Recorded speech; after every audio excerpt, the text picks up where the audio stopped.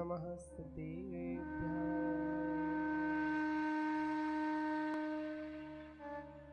ॐ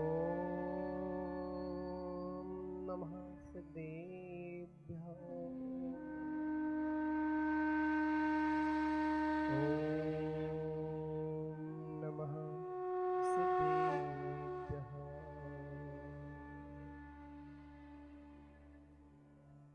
ऋणमेदोरे सर्वसिद्धे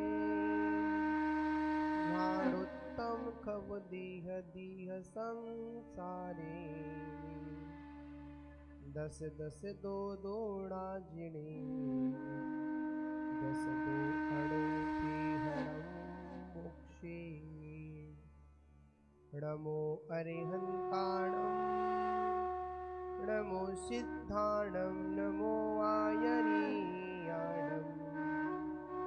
नमो वज्रायाणं नमो लोई सौवसारणम्।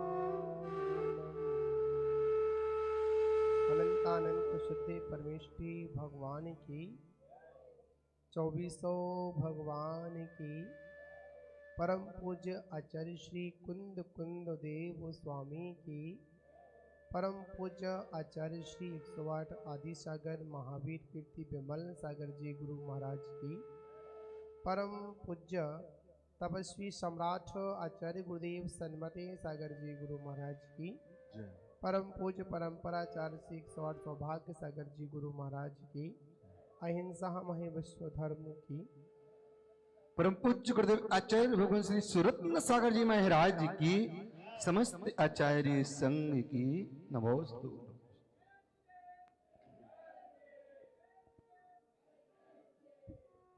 समय बहुत हो रहा है, फिर भी हम अपने इस पर्वादिराज पर्युषण पर्व के अंतर्गत जो अपना चतुर्मास में जो विषय चल रहा है, इसमें हम सभी लोग आचार्य श्री कुंद कुंद देव स्वामी के द्वारा विरचित बाणसरणपेखा ग्रंथ का अपन वाचन कर रहे हैं।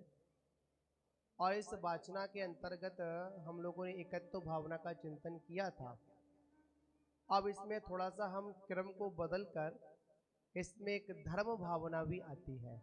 कौन सी भावना आती है? धर्म अनपेक्षा भी आती है। तो हम यहाँ पर धर्म अनपेक्षा की चर्चा आज यहाँ से अपन प्रारंभ करते हैं।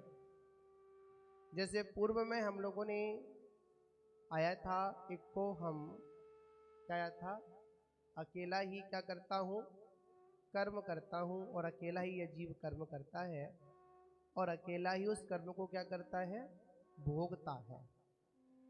इसके साथ साथ आचार्य कुंद कुंद देव स्वामी ने यहाँ पर 20वीं गाथा में हम लोगों ने पूर्व चर्चा की थी, एक को हम निम्बो सिद्धो, मैं एकाकी हूँ और मेरा स्वभाव कैसा है, ममत्व भाव से रहित है, शुद्ध है, आदि चर्चा की थी। आज अपन चले, जब जीव को ऐसा भान हो जाता है को हम अकेला हूँ, तभी वह वास्तविक धर्म को स्वीकार कर पाता है। और जिस जीव को परद्रव्यों से संबंध है, तो आचार्य भगवंत कहते हैं वह वास्तविकता स्वरूप को ना धर्म के बारे में नहीं जान पाता है। आज हमारे बीच में पर्वादिराज पर्युषण महापर्व की हम सभी लोग मिलकर साधना कर रहे हैं। और आज प्रथम दिन जो है हम सभी के लिए इतना महत्वपूर्ण है कि हम अगर ये देखें कि प्रारंभ के 4 दिन उत्तम क्षमा, उत्तम आर्जव, उत्तम मार्दव, उत्तम शौच, ये हमारी 4 कसायों को क्या करने का काम करते हैं, बाहर निकालने का काम करते हैं। जब तक हमारे भावों में कसाय भाव विद्यमान है, क्या भाव विद्यमान है, कषाय भाव है, हम कितना भी भगवान के समक्ष बैठकर पूजा करें, चाहे आप लोग साक्षात अरहंत के समोषण में जाकर भी अगर उपस्थित होकर अगर कसायों के साथ पूजा करते हैं, तो आचार्य कहते हैं आप धर्म साधना नहीं, आप धर्म की आराधना नहीं कर रहे हैं। आप तो क्या कर रहे हैं, आप तो मां पर मात अपनी कसायों की पुष्टि कर रहे हैं। आज हमारे जीवन में अगर थोड़ा सा चिंतन किया जाए, थोड़ा सा अगर हम लोग आज विचार करें, पर्वादिन पर्युषण पर्व प्रारंभ हुआ, तो वास्तविकता में देखा जाए इन 10 दिनों में हम कितनी कितनी अपनी कसायों को कम कर पाएंगे। और जो इन 10 दिनों में अपनी अपनी कसायों को कम कर लेगा, और मां के इन 10 दिनों में नहीं, इसके साथ साथ जो से जुड़े हुए जो बाकी के जो दिन हमारे जीवन के हैं, उन दिनों में भी क्या करना है, इन कसाय भावों को कम करना है। सबसे बड़ी कसाई कौन सी होती है? आज नंबर किसका है? उत्तम क्षमा का दिन है। और क्षमा कब होगी? जब अंतरंग से हमारी क्रोध कसाए खत्म हो जाएगी। याद रखना, एक विषय आता है, आप लोगों ने पढ़ा होगा कि एक व्यक्ति जो अपने मन में जब कसाय भाव पैदा कर लेता है, क्रोध की अग्नि को प्रज्वलित कर लेता है, तो आप समझते हैं कि उसका कितना अहित होता है?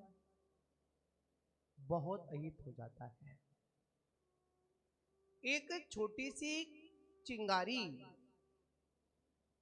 हमारे सर्वत्र जीवन को खत्म करने के लिए काफी है। महान बाबू, इस क्रोध की अग्नि में आकर जाने कितनी आत्माओं ने अपना जीवन खत्म कर लिया। इस क्रोध के कारण जाने कितनी आत्माओं ने अपने परिवार को, अपने रिश्तेदारों को, जाने कहां कहां तक क्रोध के कारण सब कुछ खत्म कर लेते। जब क्रोध आता है ना, तो क्या होता है? कुछ भी नजर नहीं आता है। क्रोध जब भी हमारे मस्तिष्क पर, हमारे भावों में जब आता है, तो सबसे पहले हमारी बुद्धि खराब कर देता है। जब क्रोध जब आता है, वह इस बात का पता नहीं कर पाता है, इस बात को नहीं सोच पाता है, मैं क्रोध के आवेश में आकर जो जो काम कर रहा हूं, इससे मेरा कितना भविष्य में नुकसान होगा।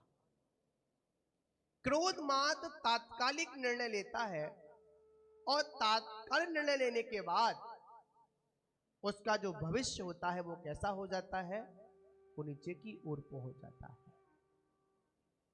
महान बापू, विचार करने वाली बात है।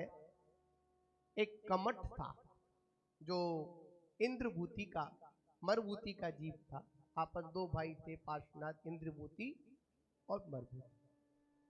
एक क्रोध की अग्नि में जल रहा था और एक क्षमा का नीर बरसा रहा था। क्या बरसा रहा था? एक तो क्रोध की अग्नि में जलकर तप कर रहा था, और एक क्षमा का नीर लेकर उस क्रोध की अग्नि को बुझाने के लिए जा रहा था। तो बताओ, बाद में विजय किसकी हुई? क्रोधी की या फिर क्षमाशील व्यक्ति की? किसकी हुई? क्षमाशील की हुई ना। आप लोगों ने पुराण पढ़े होंगे, और हम तो एक बात कहेंगे, चिंतन आता है, श्रावकगण पर्युषण पर्व की पूजा करते हैं, क्या करते हैं? श्रावक गण है वह पर्युषण पर्व की पूजा करते हैं, पर जो मुनिगण होते हैं वह पूजन नहीं करते हैं, वो तो अपना जीवन 10 धर्म में कर लेते हैं। हमारा जीवन कैसा है? जितने भी वो त्यागी व्रती हैं उनका जीवन कैसा है?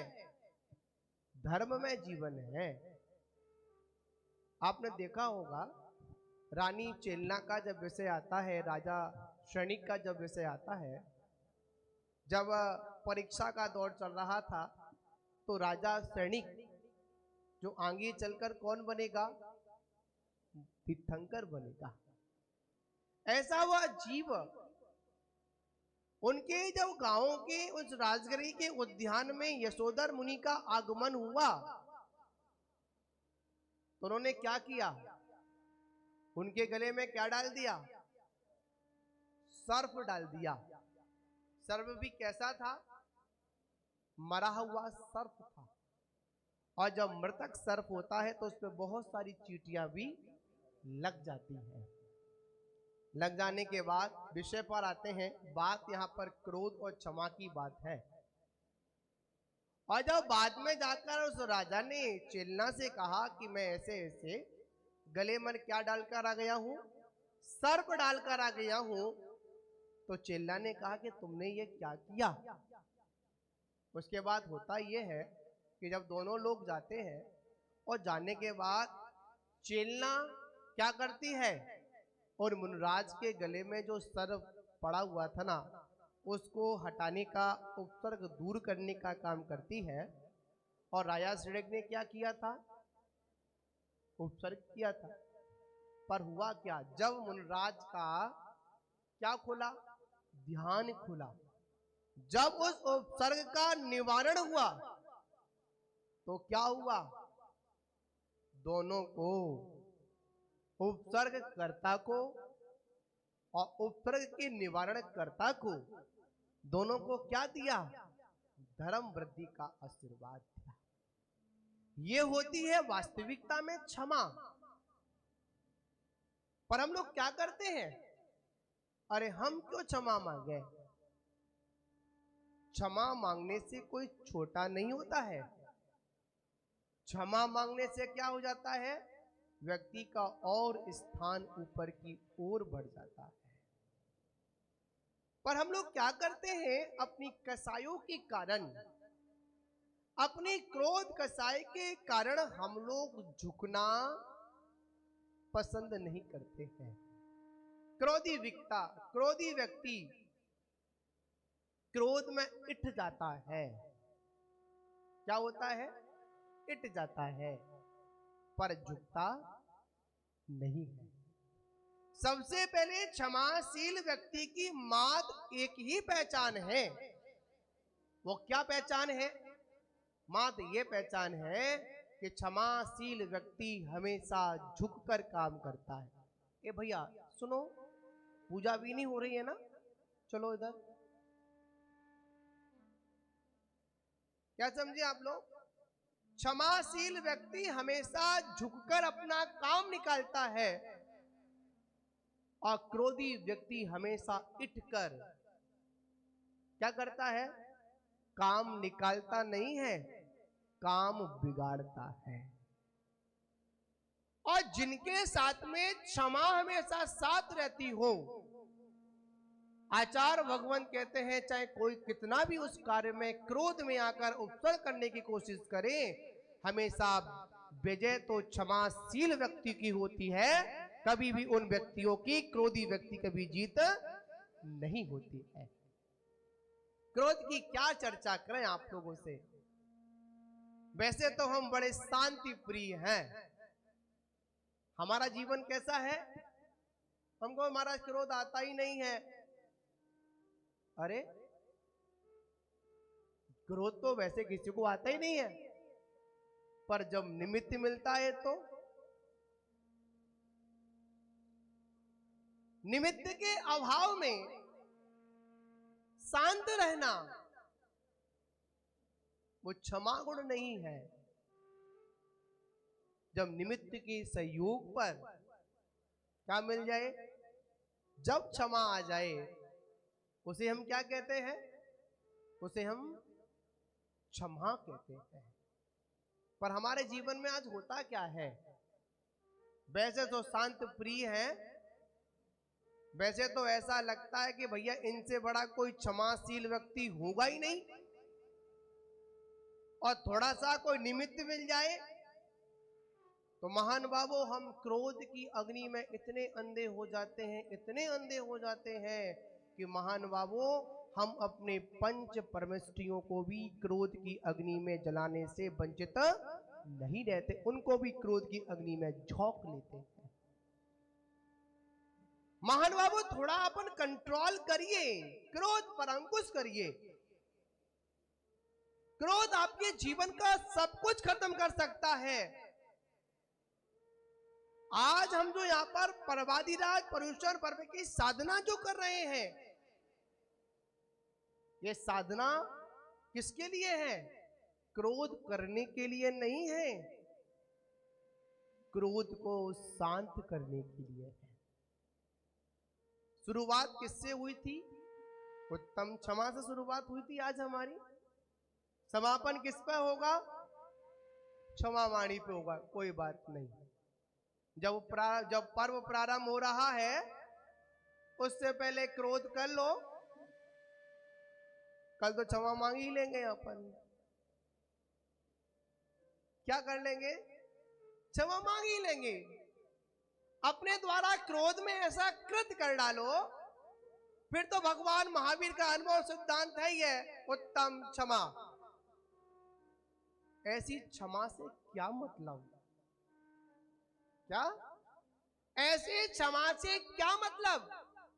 याद रखना, जिनके जीवन में कसाय भाव है उनके जीवन में कभी पर्युषण मंगल नहीं हो सकता है, अमंगल अवश्य हो सकता है। किसके जीवन में? जिसके जीवन में कसाय भाव मौजूद है उनके लिए तीर्थंकर मंगलकारी कभी नहीं हो सकते हैं, सर्वज्ञ की वाणी कभी मंगलकारी नहीं हो सकती, जो कसाय भाव लेकर बैठे हैं। और कसाय में भी क्या? कौन सी कसाय? हम लोग पढ़ते ना, पूजा में पढ़ेंगे कि पूर्व में कर्म किए क्यों नहीं। कौन सी लाइन है पंडित जी? ये कर्म किए आप क्यों नहीं जिए रहा। अब क्रोध आपको क्यों आया? आपने व्यक्ति को क्रोध क्यों, किसी व्यक्ति ने आपको क्रोध क्यों दिलवाया? कभी आपने चिंतन किया? नहीं किया। देखिए, हम जब छोटे थे, और आप लोगों ने भी कभी सोचा होगा, विचार किया होगा,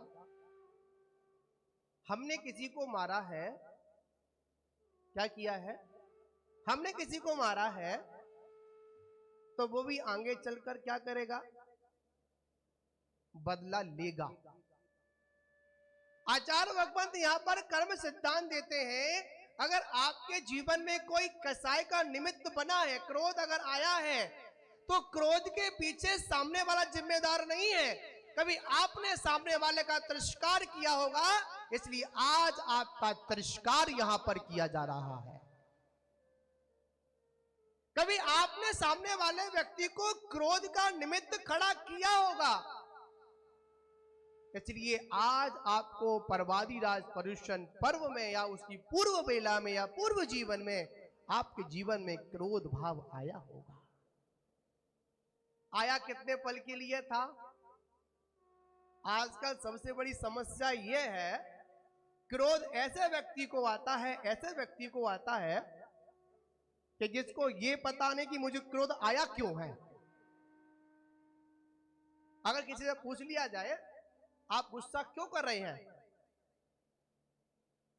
तो सामने वाला व्यक्ति क्या बोलेगा? अरे हमें तो पता ही नहीं क्रोध क्यों कर रहे हैं। क्या तुमको पता ही नहीं है तो क्रोध कर क्यों रहे हो?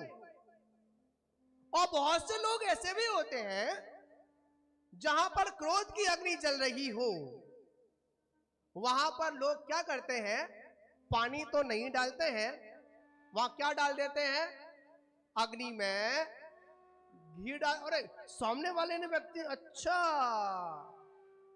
नहीं, ये तो गलत हुआ, ऐसा तो नहीं होना चाहिए।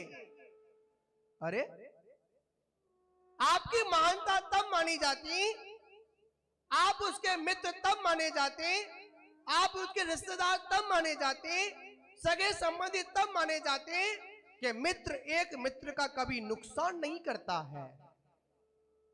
सच्चा मित्र वही होता है, सच्चा साथी वही होता है जो क्या करता है, अपने डूबने वाले मित्र को, क्रोध की अग्नि में जलने वाले मित्र को क्या करे, बचाने का काम करे। पर हम लोग क्या करते हैं, नहीं, इसका तो भैया बदला बनता है। क्या बनता है, बदला बनता है। अरे महान बाबू, विचार करने वाली बात है, सोचने वाली बात है। आज हम क्रोध के चक्कर में, छोटा सा क्रोध क्या कर देता है, पूरा का पूरा जीवन हमारा नष्ट कर देता है। महान बाबू, आचार भगवंतों ने कहा कि जिनके जीवन में क्रोध विद्यमान है, चाहे छोटा सा क्रोध क्यों ना हो, वह उनके महान गुणों को भी क्या कर देता है, प्रकट नहीं होने देता है। अब आप लोगों से पूछूं, बहुत लोग क्रोध करते हैं, इसमें इतने कितने लोग हैं जिनको गुस्सा नहीं आता है? हाथ उठाओ। हाँ जी, टाटा साहब, आता है? कब आता है?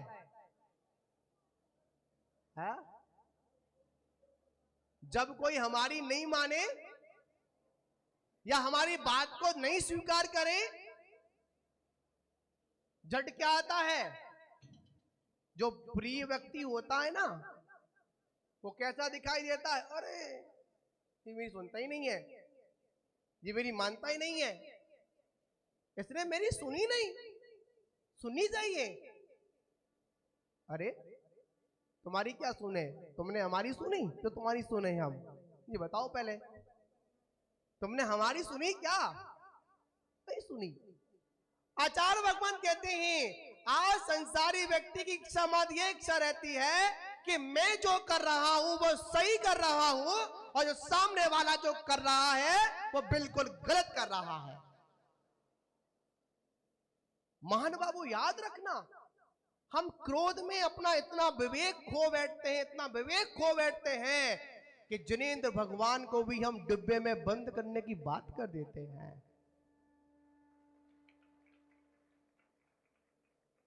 क्या बंद कर देते हैं?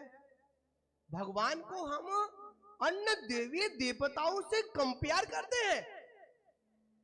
हद हो गई आपके इस क्रोध की।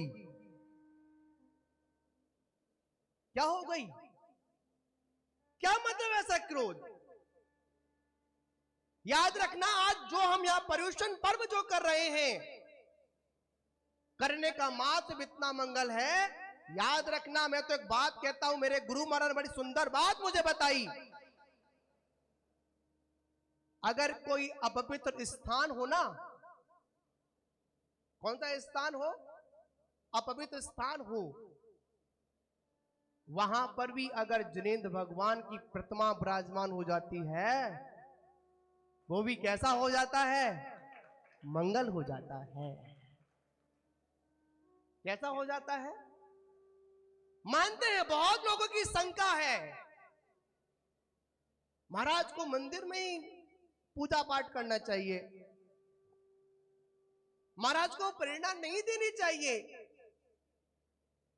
मंदिर से बाहर क्यों निकले?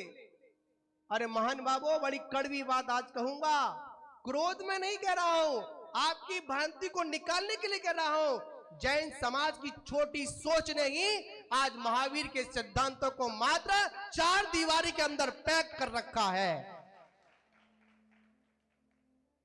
भगवान महावीर स्वामी के अनमोल सिद्धांत आपने देखा ही क्या है? अभी प्रभावना जिन शासन की क्या प्रभावना होती है, आपने देखा ही क्या है? पर्युषण पर्व क्या होते हैं?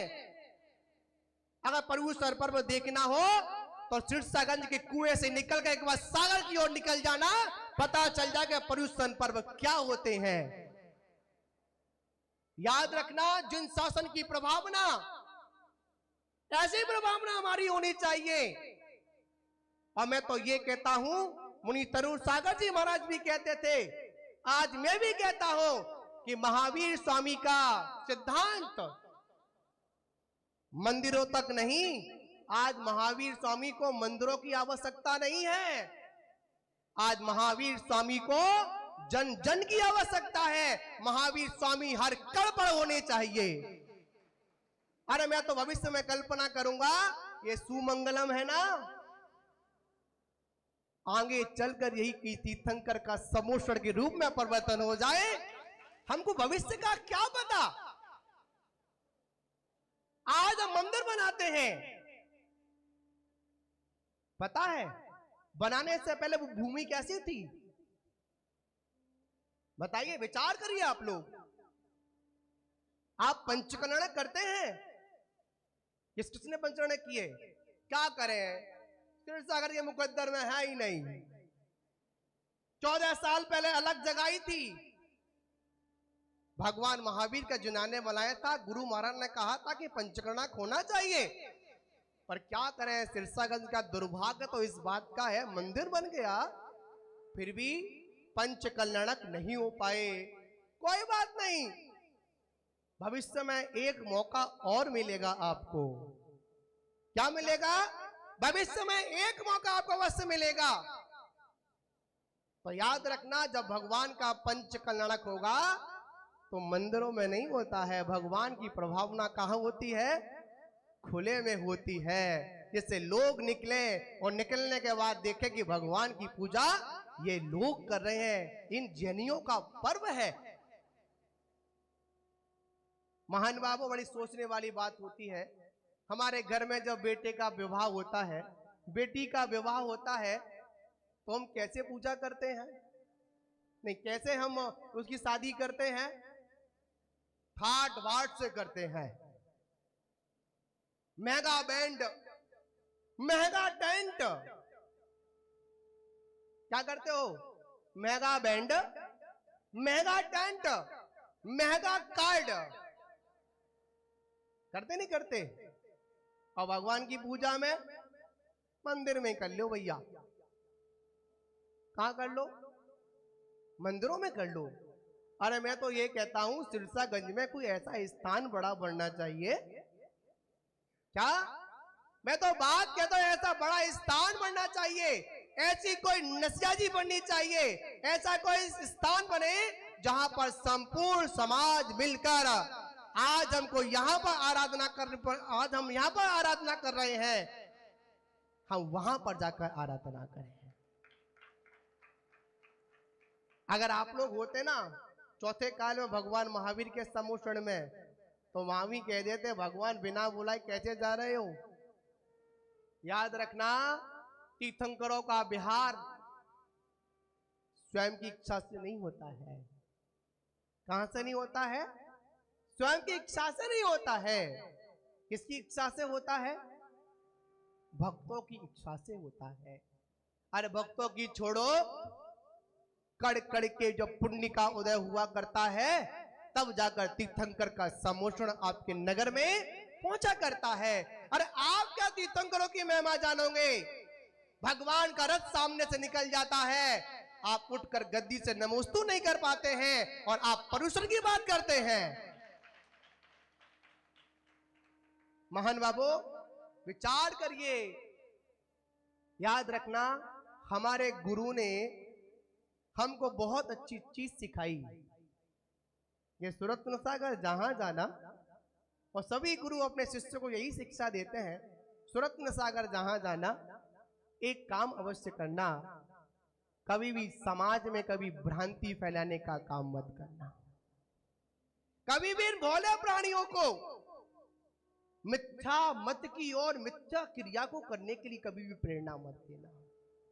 ये मेरे गुरु ने मुझे सूत्र दिया। महान बाबू, आप लोगों से कहना चाहता हूं, आज उत्तम क्षमा का दिन है। किसका दिन है? उत्तम क्षमा का दिन है। आपको लग रहा होगा मैं क्रोध कर रहा हूं, गुस्सा कर रहा हूं। गुस्सा नहीं कर रहा, और मुझे गुस्सा आता भी नहीं है। क्या नहीं आता?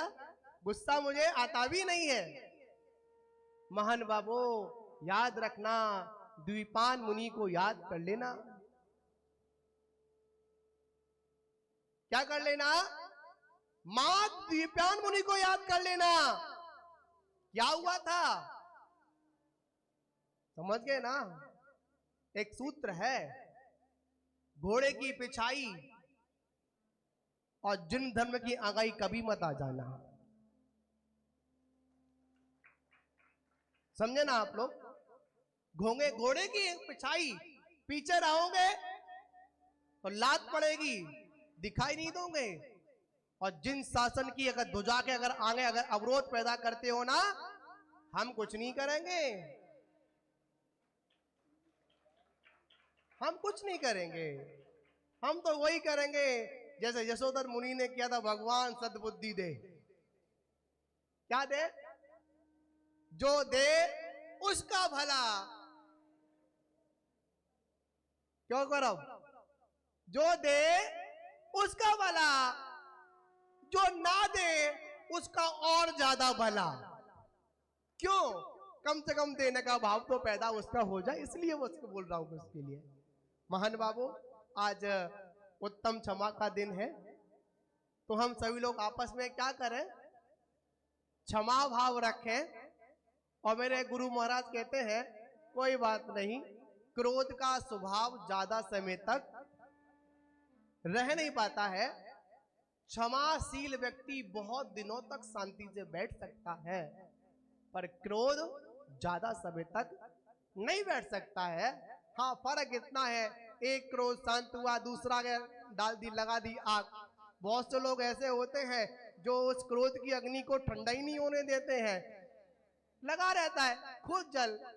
अरे महान बाबू, ऐसी धर्म के प्रति, क्रोध के प्रति क्या नहीं करना है? ऐसी भावना नहीं लानी है।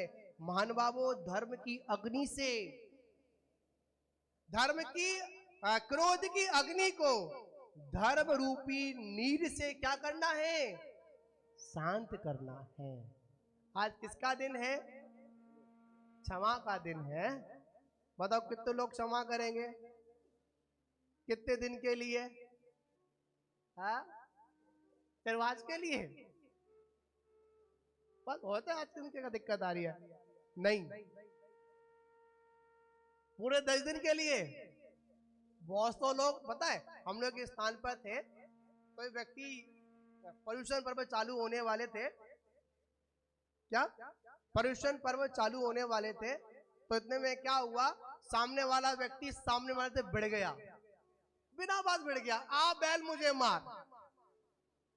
क्या कंडीशन हो गई? बहुत लोग होते हैं कि आ बैल मुझे मार, भिड़ गया। अब भिड़ गया तो पूछा गया कि भाई तुझसे क्यों भिड़ गया? अरे महाराज, अगर नहीं भिड़ता तो क्षमा वाणी के दिन क्षमा क्यों मांगता? इसलिए भिड़ गया। कोई बात नहीं महान बाबू, ये पर्यूषण पर्व वो पर्यूषण पर्व है, यहाँ पर कितना भी लगा हुआ जंग लगा लोहा आ जाए ना, फिर भी ये पर्यूषण पर्व क्या करेगा?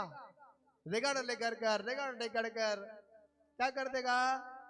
कहीं ना कहीं आपकी जंग को खत्म अवश्य कर देगा। कोई बात नहीं, क्रोध की जंग लग गई है तो भगवान महावीर स्वामी कहते हैं आ, कैसे भी आ, चाहे क्षमा के साथ में आ, क्या, चाहे क्षमा के साथ में आ और चाहे गुस्सा करके आ, एक बार आ मेरे पास। याद रखना, ये शांत मुद्रा ऐसी मुद्रा है, ये क्षमा मुद्रा ऐसी मुद्रा है। आचार्य भगवंत ने एक श्रावक ने पूछा, बहुत लोग पूछ लेते हैं कि महाराज ये बताओ कि आजकल आप लोग जंगल में क्यों नहीं रहते हो? कहां पर? अगर आज के श्रावक चाहे ना जंगलों में पहुंचा दे, हमारा जंगल में जाओ, तुम्हारा यहाँ क्या काम है? आपको तो यहाँ पर रहना नहीं चाहिए, आपका तो स्थान कहाँ पर है? जंगल में रहना चाहिए, आपको तो जंगलों में रहना चाहिए। तो महाराज बोले, अरे भैया, हम लोग बस्ती में इसलिए आ गए हैं, जितने जंगल के जो जानवर है ना, इतने खतरनाक नहीं है। समझ गए आप लोग? कौन खतरनाक है? वह जंगल के जानवर इतने खतरनाक नहीं है। जितने कौन खतरनाक है? जितने ये बस्ती में रहने वाले जो कथा कथित जो भगत है ना, जो जय जय महाराज जय जय गुरुदेव बोलते हैं ना, नमोस्तु महाराज नमोस्तु महाराज नमोस्तु महाराज। क्या पता इनकी नमोस्तु के पीछे पीछे कितना बड़ा राज छुपा है, कुछ नहीं पता हमको। इसलिए आचार्य महाराज कहते हैं, अब मुनिराजों को जंगलों में साधना की आवश्यकता नहीं। कहां पर है? बस्ती में। मेरे वचन नहीं है, गुरु महाराज के वचन है। कमट कैसे आया था? क्रोध में आया था ना, तो उसने क्या किया? उपसर्ग किया पार्श्वनाथ पर क्या हो पाया? ओले बरसाए। हम पे तो ओले नहीं बरसाए। बताओ, बरसाए हो तो किसी ने माया की क्या हमारी ऊपर? कोई बादल गिर जाए, यात्रा रुक पाई? नहीं रुक पाई। सब काम बढ़िया हुए, ठीक है ना? कोई बात नहीं, ये दुनिया है और इस दुनिया में क्षमाशील व्यक्ति कम होते हैं और कसायों के साथ जीने वाले व्यक्ति ज्यादा होते हैं। आचार्य कहते हैं कोई बात नहीं, आज नहीं संभला बेटा तो कल संभलेगा, कल नहीं संभला तो आने वाले कल में संभलेगा, और संभलेगा तो कहां से संभलेगा? क्षमा का रस कहां से मिलेगा? क्षमा का रस जब मिलेगा इंसान वीतरागी मुद्रा को देखकर मिलेगा। तो महान बाबू, हम इन क्षमाशील जिन बिंबों के सामने आए और क्षमाशील इन त्यागियों के सामने आए, इन त्यागियों की यह महत्वता होती है। हमारे जब हम रोड पर चलते हैं ना, सड़क पर चलते हैं, बिहार आदि करते हैं, तो जंगली जानवर भी जब आते हैं ना, तो आते तो कैसे हैं? मारने को आते हैं, पर क्या करते हैं मुनराज? माँ उनकी तरफ वात्सल की दृष्टि करते हैं, उनको मंगल आशीष देते हैं, अपना हाथ उनको ऊपर उठा रख देते हैं, और तुरंत क्या होता है? वो जानवर शांति से बैठ जाता है, अपनी क्षमा को स्वीकार कर लेता है। तो महान बाबू, हम कोई त्रिंच तो नहीं है। हम कौन हैं? हम इंसान हैं। कौन है? इंसान है। भगवान का सानिध्य मिला है, पर्युषण पर्व बनाने का मौका मिला है, हम सभी को मिला है। तो महान बाबू, हमको क्या नहीं करना? गुस्सा नहीं करना। छोटी छोटी बात पर क्या नहीं करना? बोलो, गुस्सा नहीं करना। कोई कुछ भी बोले, भगवान ने कितने कान दिए? 2। सुनो, निकालो, ठीक है ना? कोई कुछ कहे, अरे समझ में नहीं आता है, जब क्रोध की बात आती तो मतलब ही क्यों नहीं बनते हो आप लोग? मतलब जब जिसका कान काम नहीं करता है ना, वो क्या करता है? वैसे कुछ सुनाई नहीं देगा, मतलब की बात तुरंत सुनाई पड़ जाएगी। ये अम्मा जी बैठी, माता जी सिरसागंज की, ये कम सुनती है, सर में आई। और जब ज्ञान की बात करो, क्या कह रहे महाराज? और थोड़ी बुराई करो, अच्छा हमारे बारे में ऐसा बोला आपने, बुराई तो सुन लेता है, क्रोध हाल आ जाता है। इनको नहीं आता, ये भी बड़ी सीधी माता जी है, इनको भी नहीं आता। तो मतलब यह है, हम मतलब पर ध्यान दें, हमारा लक्ष्य ठीक अगर होगा तो कोई हमको मार्ग से भटकाने वाला नहीं हो सकता है। और मार्ग चलने में, और किसी हम पर्युषण की यात्रा पर निकले हैं और यहाँ पर्युषण पर्व की जाने की तैयारी में हम लोग लगे हैं, और अगर उसमें हमारी परीक्षा ना हो तो ऐसा पर्युषण भी किस काम का? क्रोध का निमित्त बनने पर भी क्रोध ना आए, फिर क्या मतलब पर्युषण का? कोई बात नहीं महान बाबू, हमको क्रोध की अग्नि पर क्या करना है? क्षमा का नीर गिरा देना है। कोई कितना भी कुछ बोले, पर क्या करना है? कोई कितना भी क्रोध का निमित्त पैदा करे, फिर भी हमको क्रोध नहीं करना है। तो महान बाबू, आज उत्तम क्षमा का दिन है, तो सबसे पहले भाई मैं ही क्षमा मांग लेता हूँ। और मैं तो भाई सबसे क्षमा मांगता हूँ, खम्मा में सब जीवाड़ाम सब बे जीवा खमन तुम्हें। और मित्ते में सब उदेशु बैरम मज्जमणा केड़वी। मेरा किसी के साथ कोई द्वेष भाव नहीं है, मेरा किसी के साथ कोई राग द्वेष का भाव नहीं है। मेरा तो भाव से इतना है जो मेरे गुरु ने सिखाया है, सभी के साथ क्षमा भाव रखना, सभी से क्षमा मांगना और सभी को क्षमा करना, ये मेरा भाव है। तो आप सभी लोग क्षमा गुण में आज क्या करें, डूब जाएं और डूब कर अपने जीवन को आनंद में मंगल में करें। तो महान बाबू आज समय अधिक हो गया, पर कल से समय अधिक नहीं होगा। कल से प्रवचन ठीक कितने बजे? 9 बजे प्रारंभ कर देंगे। आज पहला दिन है, ठीक है ना। तो आज हम लोग यहाँ पर उपस्थित हैं और अभी हम यहाँ पर जिन सहस्रनाम महामंडल विधान में प्रारंभ करेंगे, पर्युषण पर्व की पूजन भी अपन करेंगे, अपन प्रभातराज की, हाँ ठीक है ना। और हम लोग दोपहर की बेला में अब आप लोगों से पूछना चाहते हैं, माइक सारे बंद करो, अभी कोई चालू नहीं करेगा अभी। हाँ, आपसे बात पूछना चाहते हैं कि भाई सभी लोग शिविर में बैठे हुए हैं। आज हम लोग यहाँ पर पर्वादिराज पर्युषण पर्व प्रारंभ हुआ तो तत्वा सूत्र की वाचना मध्याह्न काल में करेंगे। तो बताओ, आप लोगों से विचार लेना चाहते हैं, वो वाचना यहाँ पर करें या मंदिर जी में करें? कहाँ पे बताओ, हाथ उठाओ। यहीं करें? बहुत बढ़िया, हाथ उठाओ। 1 2 3। और मंदिर में करें तो कितने तैयार हैं बताओ? फिर वो 3 4 ही है। मंदिर में करें, अच्छा। देखिए, मंदिर में सारी व्यवस्थाएं, अनुकूलता नहीं मिलेगी। आप बताओ क्या करना है? कहाँ कमेटी, कहाँ निर्णय कमेटी का? सीआईडी कहाँ करें? यहीं करें दोपहर में, ठीक है। तो थोड़ा अपन समय क्या रखे बताओ? 2:30 बजे का।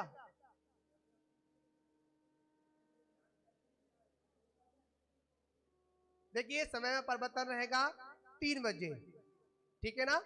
3 बजे अपन वाचना यहीं पर अपन करेंगे, ठीक है ना, ठीक है। क्योंकि सभी जगह माइक लगे, मंदिर तक सभी जगह माइक नहीं लगे हैं। और बहुत से लोग तो ऐसे बैठे तो दुकान पर कान पर लगाकर बैठे होंगे, यही सुन रहे होंगे महाराज क्या बोल रहे हैं, क्या सूचना कर रहे हैं।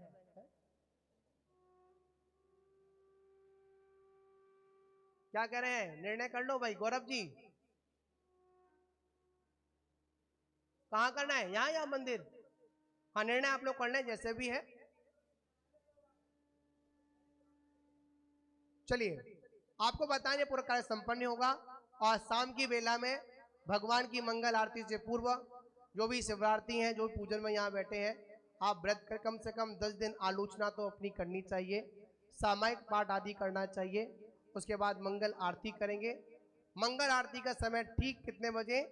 7 बजे अपन प्रारंभ कर देंगे। हाँ चलिए, ठीक है ना, ये पूरा प्रोग्राम रहेगा। और उसके बाद आरती के बाद जो पंडित जी हैं, विद्वान हैं, उनका मंगल मतलब धर्म चर्चा आपके बीच में रहेगी। उसके बाद जो बाहर से जो कलाकार आए हैं उनका क्या होगा? नाटक होगा।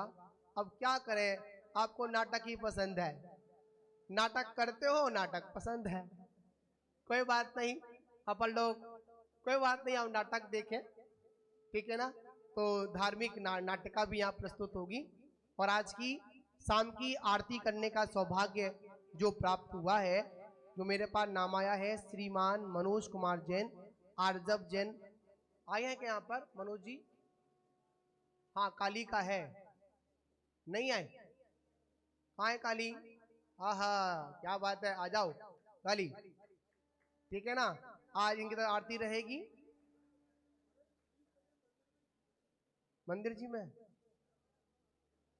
हमारा या आपका? आप बताओ किसका मंदिर में करें?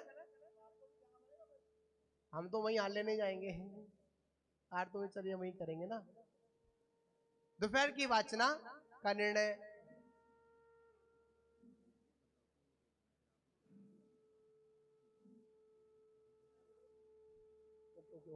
Okay okay okay okay. चलिए, आपको बता दें शाम की मंगल की, दोपहर की जो मंगल वाचना है, वहां नेट नहीं है, सही करा लो, इस साइड से कैट ले लेना, वहीं कैट डालेंगे, किसी की देख लेंगे, ठीक है। चलिए, शाम की सर्व सहमति से यह प्रस्ताव पारित होता है कि दोपहर की जो वाचना वो मंदिर जी में ही संपन्न की जाएगी, ठीक है ना। हाँ, संगोष्ठी होगी इस बार अलग तरीके। अब हमने पंडित जी को बुलाया है, ये पंडित जी हम हैं, सारे लोग हैं।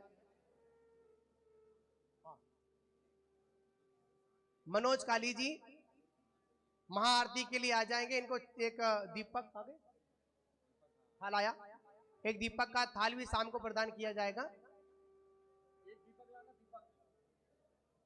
क्या हुआ मुखिया जी?